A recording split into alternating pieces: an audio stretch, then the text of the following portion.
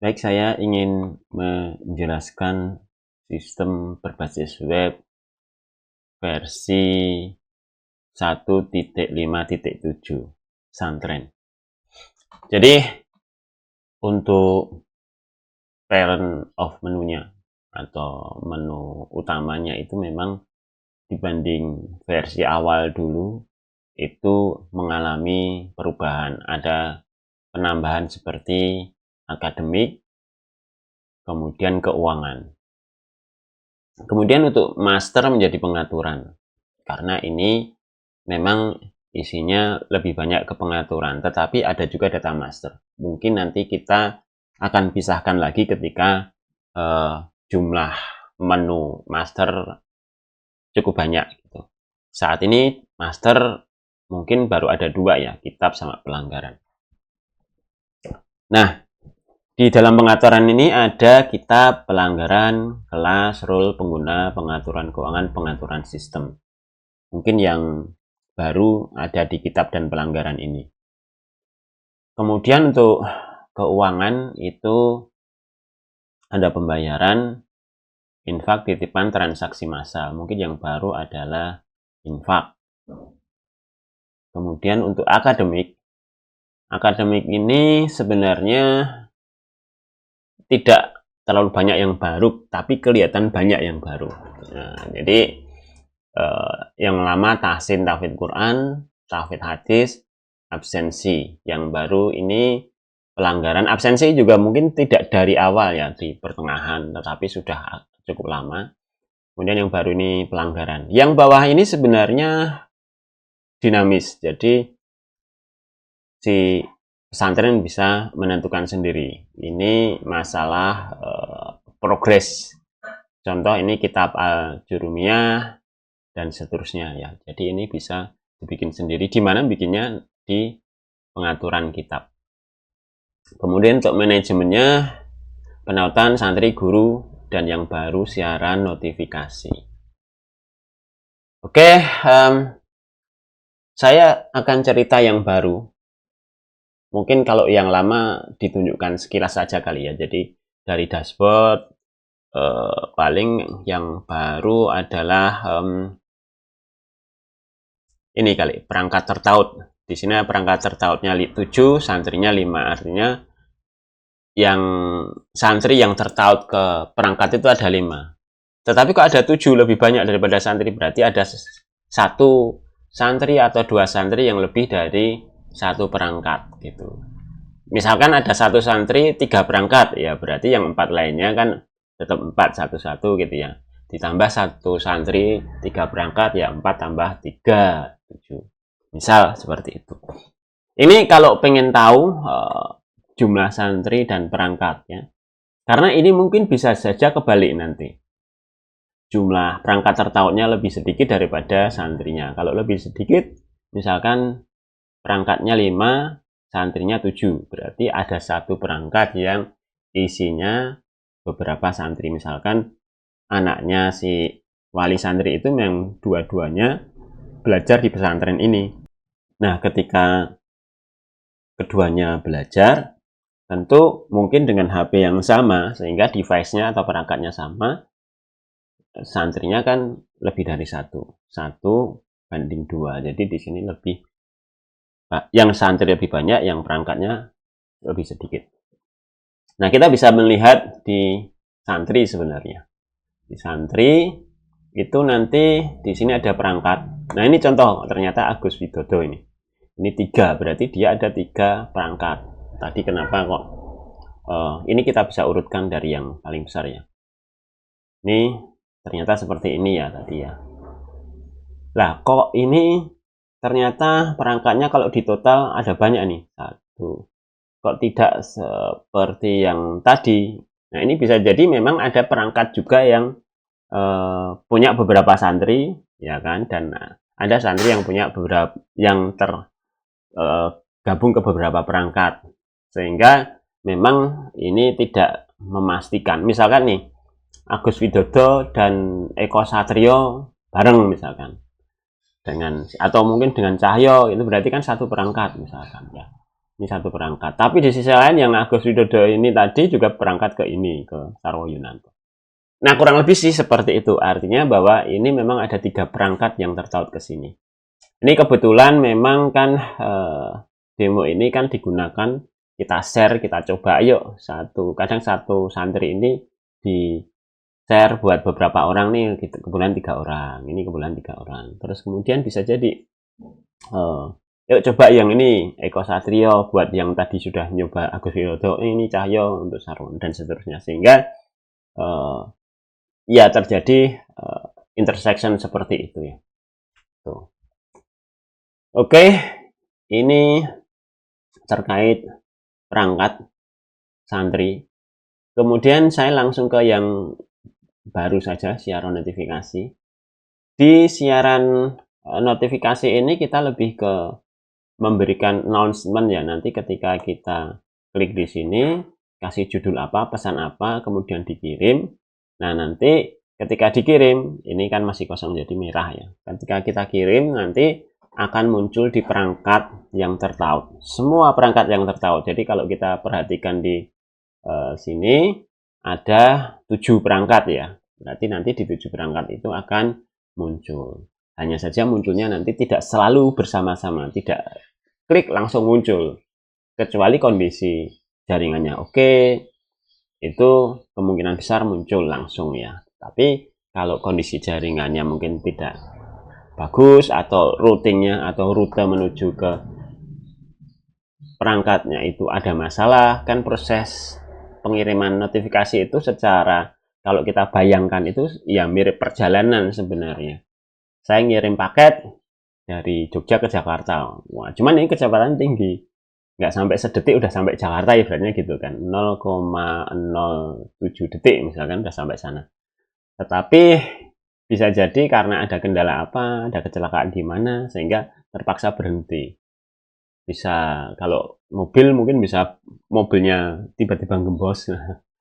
Berapa gembos, ledak apa, pecah ban misalkan, bisa nunggu cukup lama dan sebagainya. Jadi ada kendala di perjalanan itu bisa berpengaruh, atau sampai lokasi ternyata pintunya ditutup, ibaratnya koneksinya habis, pakai datanya habis kan gitu. Itu terkait dengan siaran notifikasi ya. Jadi ini nanti akan terkirim.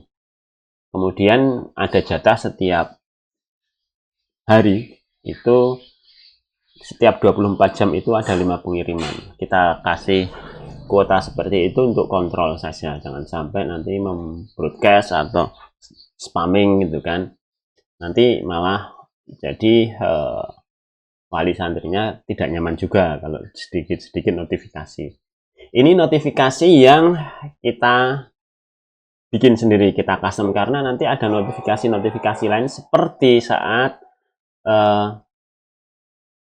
seorang admin ataupun seorang guru itu menginputkan progres seperti tahfidz hadis, kemudian keuangan misalkan pembayaran, infak dan seterusnya. Jadi nanti akan ada notifikasi. Oke, untuk notifikasi itu, kemudian tahfidz hadis, tahsin, tahfidz Quran kita lewati, absensi ya, absensi kita lewati karena sudah pernah. Ini yang lama, kita ke pelanggaran ya. Pelanggaran ini sekedar input pelanggaran saja. Di sini nanti pelanggaran ada jumlah pelanggarannya, berapa kali dia melanggar, dan poin pelanggarannya. Poin pelanggarannya itu total juga, jumlah juga. Contoh saya akan buka yang Eko Satrio ini ya. Ini kebetulan kabur dari pondok itu poinnya 20. Ini 20 dari mana? Dari pengaturan sini. Jadi sebelum ke sini semestinya di pengaturan pelanggaran ini sudah diinput. Ini poinnya berapa, jadi meninggalkan sholat wajib, kabur dari pondok dan sebagainya. Ini monggo diatur sendiri, didefinisikan sendiri sebagai master ya. Kalau tidak ingin memanfaatkan poin ya tidak apa-apa, dibikin 0 atau 1 saja gitu ya. Jadi poinnya nggak terlalu penting, yang penting jumlah pelanggarannya. Tetapi menurut saya sih poin pelanggaran itu untuk menentukan berat tidaknya jenis pelanggaran tersebut. Mestinya meninggalkan sholat wajib itu berat ya daripada kabur ya. Ini misalkan jangan 10 deh, kalau yang meninggalkan sholat wajib ya harusnya 20 ya, kita kasih 20 misalkan.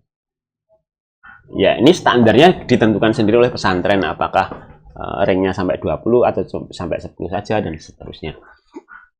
Begitu. Dan ini bisa ditambah, terserah mau seperti apa gitu. Nanti nama atau jenis pelanggarannya, bobotnya, keterangan. Kalau ini keterangan juga sebenarnya wajib ya untuk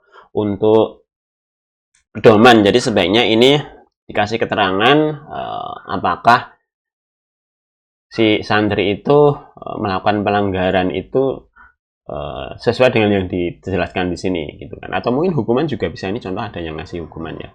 Hukumannya seperti ini misalkan. Baru nanti di bagian pelanggaran ini kalau ada yang melanggar ya kita kasih. Misalkan Eko melanggar lagi nih. Kalau sebelumnya itu kabur dari pondok, kemudian hari ini dia berbohong. Berbohong ya, misalkan ya kasih ini keterangan ini lebih ke kronologi sehingga menjelaskan ya, bisa dikasih penjelasan apapun ya sebenarnya terserah, tapi menurut saya sih untuk menjelaskan dia berbohongnya berbohong apa. Santri misalkan berbohong bahwa apa ya, saat ditanya soal penyimpanan, soal menyimpan barang yang dilarang di pesantren misal ini, jadi ini terserah kita simpan. Nah ini naik karena berbohong 1, kabur dari pondok pesantren 20, jadi 21. Seperti itu. Ini poin ketika yang ada di pengaturan berubah, di sini tidak serta-merta berubah. Jadi bisa jadi pelanggaran itu suatu ketika aturannya diubah. Ya dia akan berubah mempengaruhi terhadap inputan yang berikutnya. Kalau ingin ini diubah ya kita perlu mengubah mengikuti saat ini ya. Jadi contoh ini kabur dari pondok, pelanggaran kabur dari pondok jangan 20 deh, ini 15 misalkan. Maaf ini tadi view ya. Nah 15 ini contohnya. Jadi 15 akademik nanti tidak serta-merta 15, ini tetap 21.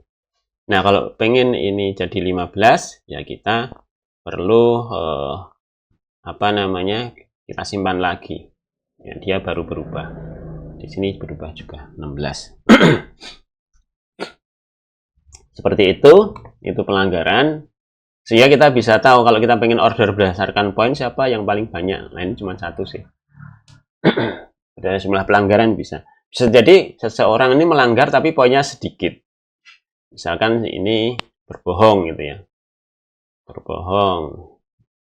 Santri berbohong bahwa dia mengatakan jadwal sedang mens gitu.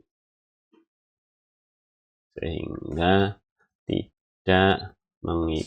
tidak membaca